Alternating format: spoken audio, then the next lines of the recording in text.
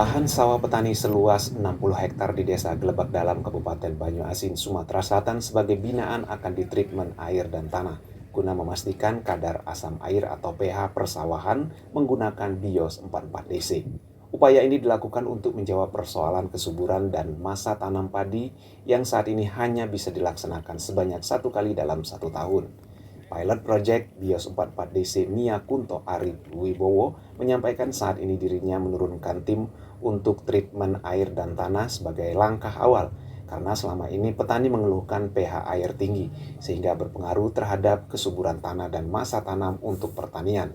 Lalu selanjutnya melakukan pengukuran kadar air, maka akan dilaksanakan tahapan berikutnya dengan menggunakan BIOS 44DC sebagai media pemulihan lahan petani sawah di Desa Glebak Dalam, Kabupaten Banyuasin, Sumatera Selatan.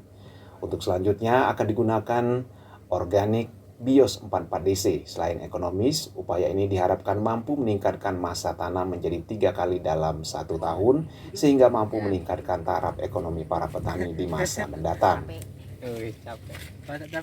Banyaknya kasus yang setahun hanya menghasilkan sekali pemanenan padi, dan kita mencoba menerapkan mengapa kok hanya setahun sekali, padahal sekarang ini sudah bisa dipush sampai 3 kali. Ternyata dari berbagai pemeriksaan lahan 2 hari berturut-turut ini kami menemukan adanya tingkat keasaman yang tinggi terhadap air. Jadi pH air itu sangat rendah, ada yang di 2,5 sampai yang tertinggi hanya sampai 4,1, dan itu membuat apapun yang dilakukan, treatment dengan melalui pupuk, menggunakan pestisida dan lain-lain itu kurang berjalan efektif.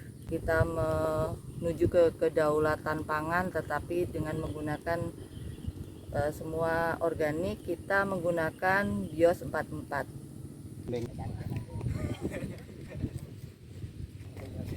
Lebih lanjut, ia berharap melalui program ini bisa membantu program pemerintah dalam rangka menjaga ketahanan pangan nasional.